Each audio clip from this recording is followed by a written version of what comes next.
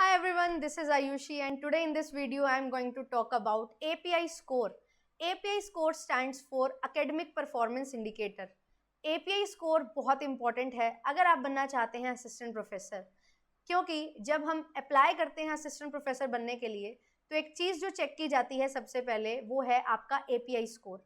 Academic performance indicator बनता है आपके ग्रेजुएशन के, पोस्ट ग्रेजुएशन के मार्क्स, साथ ही साथ आपने अगर पीएचडी की है तो उसके कुछ मार्क्स होते हैं, आपकी कितनी रिसर्च पब्लिकेशंस हैं उनके मार्क्स होते हैं, टीचिंग एक्सपीरियंस आपका कितना है उसके मार्क्स होंगे, एंड आपने नेट क्वालिफाई किया है या जेआरएफ क्वालिफाई किया है तो उसके भी कुछ मार्क्स हैं जो आपको दिए जाते हैं.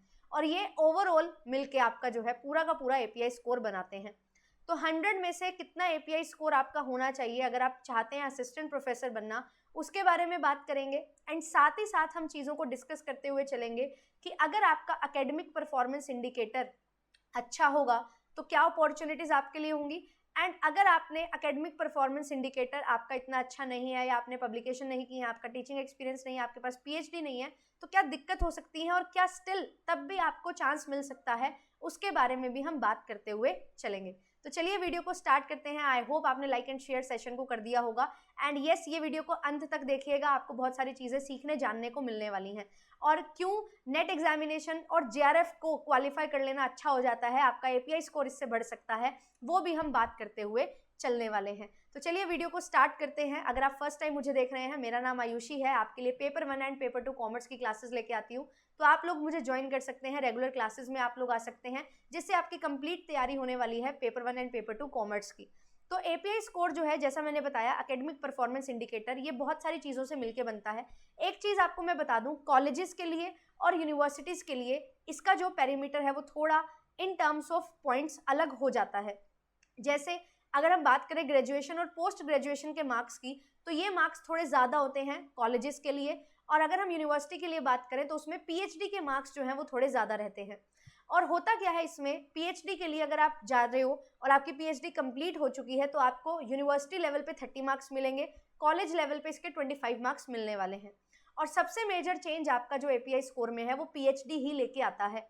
तो अगर आप सोच रहे हो कि हमारे पास ये एक एडवांटेज है कि मिनिमम एलिजिबिलिटी नेट है, तो हम नेट क्वालिफाई करके ही परमानेंट जॉब ले सकते हैं, अच्छी जॉब ले सकते हैं, रेप्यूटेड कॉलेजेस इंस्टीट्यूट में पढ़ा सकते हैं, तो यहाँ पे एक जो है बहुत बड़ा हर्डल आपके सामने आता है. जिन्होंने पीएचडी की है उनके लिए ये रेस थोड़ी आसान हो जाती है, क्योंकि 25 और 30 नंबर बहुत बड़ी बात है.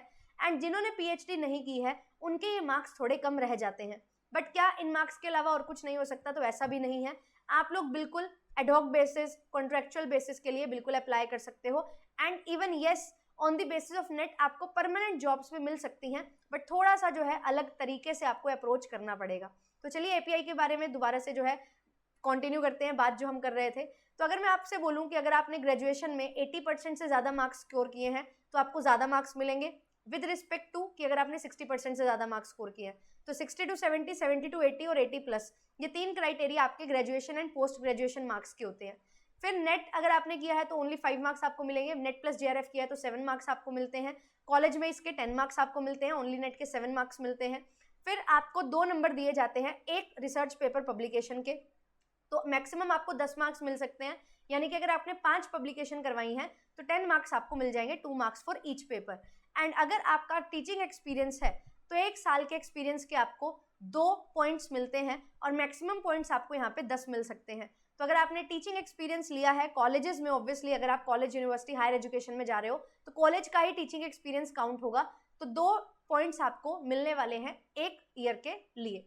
तो ये सारी चीज़ें आपके लिए जो है वो रहती हैं. अगर आपने एमफिल वगैरह की है, अभी तो एमफिल डिसकंटिन्यू हो चुकी है, बट अगर आपने 2 साल पहले एमफिल कर ली थी तो येस, आपको जो है वहाँ पे मार्क्स मिल जाएंगे. तो ये पूरा का पूरा जो है एपीआई क्राइटेरिया रहता है. और जब आप जाते हो एग्जामिनेशन के लिए या आप जा रहे हैं डायरेक्ट इंटरव्यू में, तो आपका इंटरव्यू होगा, बट उससे पहले जो है आपका एपीआई स्कोर भी देखा जाएगा. अगर आपने एपीआई स्कोर जो है वो अच्छा मेंटेन किया है, आपका इंटरव्यू जो है 2 लोगों का बिल्कुल सेम एक जैसा हुआ है, तो जिसका एपीआई स्कोर ज़्यादा होगा उसको वहाँ पे चांस मिलने वाला है। बट अगर आपने पीएचडी नहीं की है, आप एनरोल्ड हो, तो भी आपको एडवांटेज मिल जाता है, क्योंकि ऑब्वियसली अगर आप एनरोल हो चुके हो तो पीएचडी आप करोगे ही, हो ही जाएगी पीएचडी, तो उस बेनिफिट पे आपको जो है अलाउ कर दिया जाता है। इनकेस आपकी पीएचडी नहीं है बट आपने इंटरव्यू में अच्छा परफॉर्म किया, आपकी कंसेप्चुअल क्लैरिटी अच्छी है, आपका डेमो जो है वो अच्छा था, तो उस बेसिस पे आपको सेलेक्ट कर लिया जाता है। And there are some universities और कॉलेजेस जहाँ पे आपको परमानेंट जॉब भी मिल जाती है just on the basis of NET. वो कैसे? तो आपको उन कॉलेजेस में अप्रोच करना पड़ता है, अप्लाई करना पड़ता है कि मैं ये सर्विसेज, ये सब्जेक्ट पढ़ाने के लिए रेडी हूँ, आपके कॉलेज में वैकेंसी होगी तो मुझे ज़रूर आप लोग जो है कनेक्ट कर सकते हैं। तो इस बेसिस पे आपको बार बार जो है रिमाइंडर देना पड़ता है, अप्लाई करते हो आप लोग, अप्रोच करते हो, जिससे एक पर्टिकुलर कैंडिडेट जब रेगुलर आप जा रहे हो, किसी यूनिवर्सिटी में अप्लाई कर रहे हो, कॉलेज में अप्लाई कर रहे हो, तो वो लोग भी आपको कंसीडर करते हैं and on the basis of interview आपको सेलेक्ट कर लिया जाता है। तो yes, on the basis of net only भी आपको परमानेंट असिस्टेंट प्रोफेसर की जॉब मिल सकती है। बट अगर आपको चाहिए उस जॉब में प्रमोशन, तो प्रमोशन के लिए पीएचडी रिक्वायर्ड है। नंबर ऑफ पेपर्स आपके पास होने चाहिए जो रिक्वायर्ड होते हैं। कैटेगरी भी आपके लिए मेंशन होती है कि किस कैटेगरी के पेपर जो है वो रिक्वायर्ड है। उस बेसिस पे ही आप लोग जो है असिस्टेंट प्रोफेसर के लिए आगे अप्लाई करोगे, एसोसिएट प्रोफेसर के लिए अप्लाई करोगे, देन उसके बाद प्रोफेसर के लिए अप्लाई करोगे, फिर उसके बाद जो है आप आगे बढ़ते रहते हो, आपकी ग्रोथ होती रहती है। तो सबसे इंपॉर्टेंट चीज़ है, नेट तो क्वालिफाई आपने कर लिया है, जेआरएफ करो, 2-3 मार्क्स और ज़्यादा मिलेंगे एंड इसके साथ साथ पीएचडी में एनरोल होना आपके लिए बहुत ज़्यादा ज़रूरी हो जाता है। करियर ग्रोथ आपको पीएचडी से ही मिलने वाली है एकेडमिक अरीना में। तो आई होप कि आप एपीआई स्कोर का इंपॉर्टेंस जो है वो समझ गए होंगे। एंड अगर आपको लगता है कि यस मुझे अच्छे से पढ़ाई करनी है, अपना एपीआई इंप्रूव करना है, तो आप लोग हमारे साथ ज्वाइन कर सकते हैं, नेट जेआरएफ अच्छे से क्लियर कर सकते हैं अच्छे मार्क्स के साथ, और अच्छा पीएचडी गाइडेंस आपको यहाँ पे मिलने वाला है कंप्लीट पेपर 1 पेपर 2 के साथ, सो दैट आप जब भी अपना एग्जामिनेशन क्वालिफाई कर लें उसके बाद आपके पास एक प्रॉपर डायरेक्शन हो कि कैसे क्या करना है। तो complete PhD guidance, complete UGC net की तैयारी आपको करवाई जा रही है जेआरएफ अड्डा चैनल पे और कॉमर्स स्पॉटलाइट बाय जेआरएफ अड्डा चैनल पे। एंड आप लोग जो है एप्लीकेशन को डाउनलोड कर सकते हो। जेआरएफ अड्डा एप्लीकेशन पे आपको कंप्लीट कोर्सेज मिल जाते हैं एंड अभी फिलहाल जो है 10% का डिस्काउंट भी आपके लिए है, क्योंकि राखी है, तो आप लोग ज्वाइन कर सकते हैं एंड अपना सिलेक्शन जो है वो इंश्योर कर सकते हैं। मेरी रेगुलर क्लासेस आपके लिए चल रही हैं, 12 बजे का टाइम रहता है, आप लोग ज्वाइन कर सकते हैं। और yes, all the very best, अच्छे से पढ़ते रहो। कोई भी आपके कंसर्न है आप कमेंट सेक्शन में लिख सकते हो, मैं वहाँ पे रिप्लाई करने का ज़रूर आपको जो है ट्राई करूँगी।